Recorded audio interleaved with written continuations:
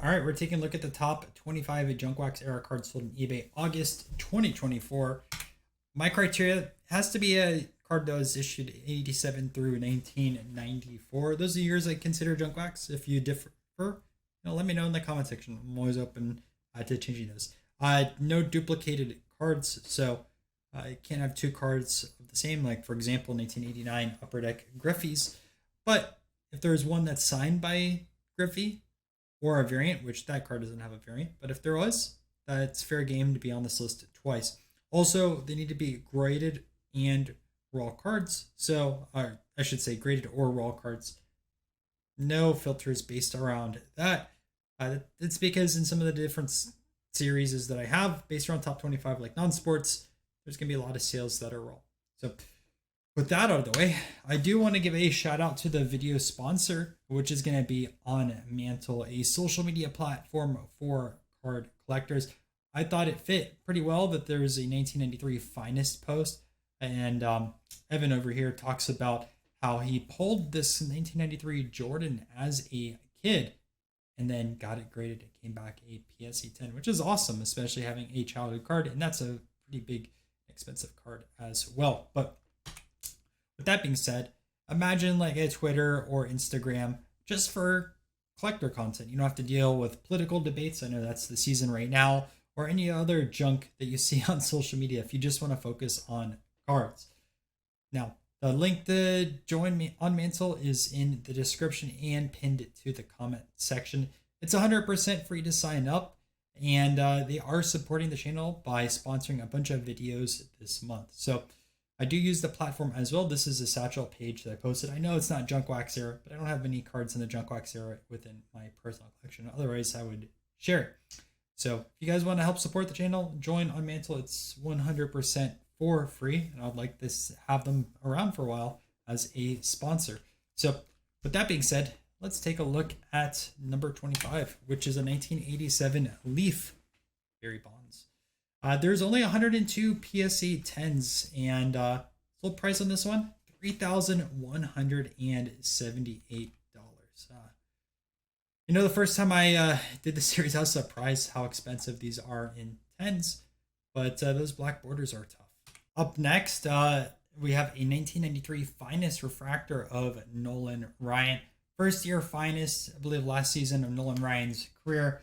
And this is one of his most iconic cards. The selling price on this one was $3,200, which kind of surprised me, especially with the qualifier. I know this card is off-centered. It doesn't look too bad. And but still, this is a pretty expensive price, I would assume, for what would be an equivalent of a PSA 7. A 1988 Fleer Michael Jordan, third year Fleer. This card is constantly featured in some of the videos, and this one sold for $3,200. Old cert. 1987 Bo Jackson, second year Tiffany card. There's 16 PSA 10s with an auto, and sold price $3,300. Classic triple mutual Mantle and Yastrzemski. This card's interesting because the same exact card resold for $3,250 by a different seller in September. So maybe something's a little funky going on with this exact copy. I did want to call this out, and this one sold for $3,305. In the 20 spot, a Shaq Kareem dual auto numbered at 2,500. This sold for $3,383. 1989 Fleer Glossy. These were issued as a factory set. This was also, I believe, the last Fleer Glossy set. And selling price on this, Ken Griffey Jr., $3,500. Shaq Beam Team. This was the pack issued version of the Beam Team. And one sold last month, about the same price, about $3,500. 1990 Reggie Jackson. This is an auto number out of 2,500. One of the first pack pulled autographs. This was, I believe, the only dual 10 pops. Kind of weird on this card. And what I found out, because this card was featured in another video, so I appreciate when you guys leave comments and things like this. Every 100 has the Mr. October inscription. Now this is 392, so that's why it doesn't have Mr. October. But if it was an even 100, like 100, 200, 300, it would have that inscription, and there's a premium associated with that inscription. Clyde Drexler, second year Fleer basketball. And this one sold for $3,950. 1993 SP Derek Jeter. These are very tough to gem. 22 PSA 10s, 603 PSA 9s. Last video a 9 did 3,800. This one sold for $4,050. In the 14 spot, 1989 Hoops All-Star. Near mint 7 with an autograph 9. We'll see another one of these, but the non-All-Star version in a second. But before then, 1994 Collector's Choice Gold Signature. I just wanted to show you guys the pops between the gold, the silver, and the normal. So 75 of the gold, 6 PSA 10s. You can see there's a lot more 10s of the silver in the normal. And total pops at like what, 238 and then 331 associated with it. And this is not an on-card autograph card, if you're a little confused. Another 1989 Hoops Michael Jordan. This is the other auto.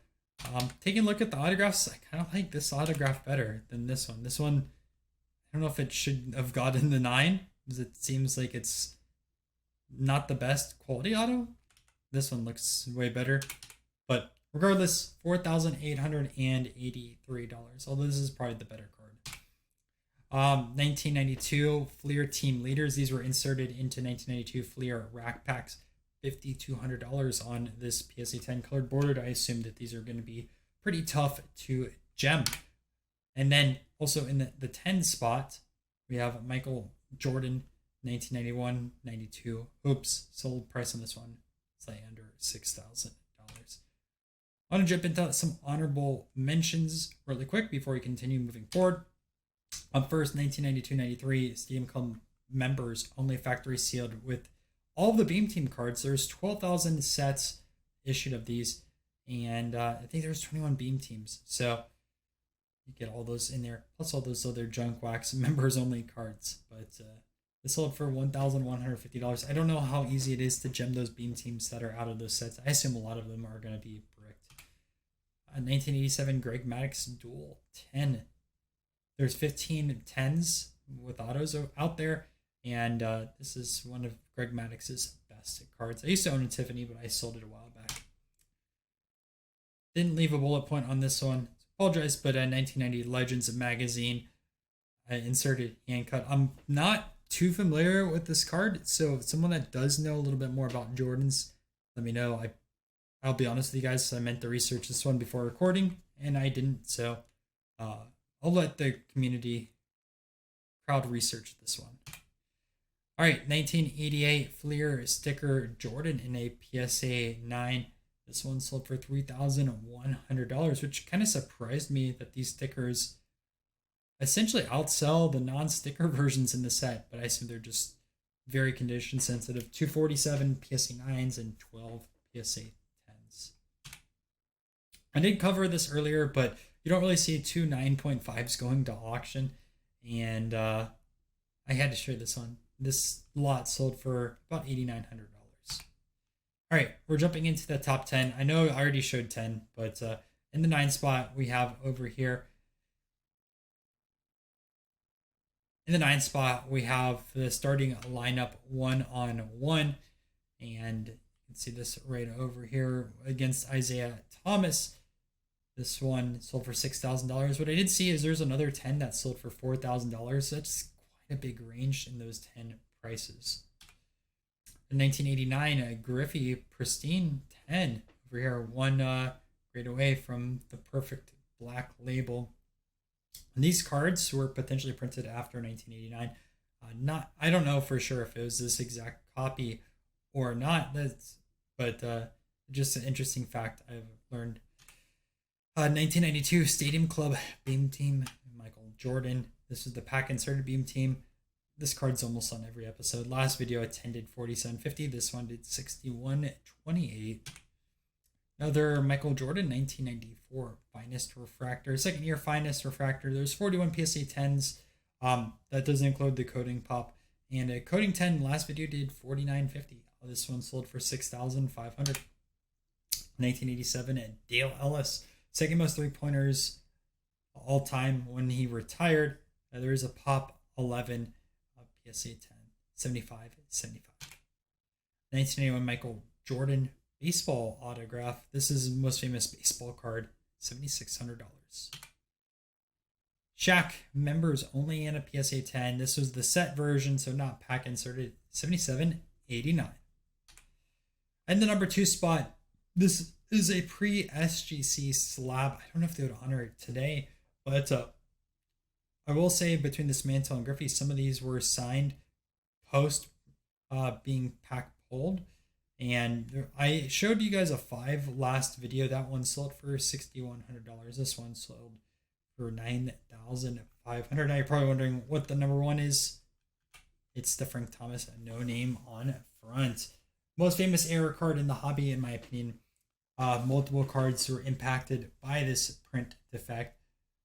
There's 2 types of errors. There's this one over here, no name on front, and there's also a partial blackness of the border, which I found out when I went to Strongsville. Someone had multiple copies of those.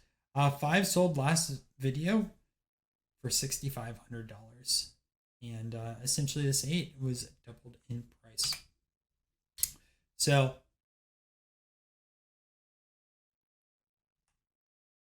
hope you guys enjoyed this video. If you want to check out last month's Junkwax video, you can find the link down below in the comments, and you can click on the video on screen right now. And thank you to the channel members down below. If you want to be displayed along with other channel members, make sure to join. All right, I will see you guys in another video.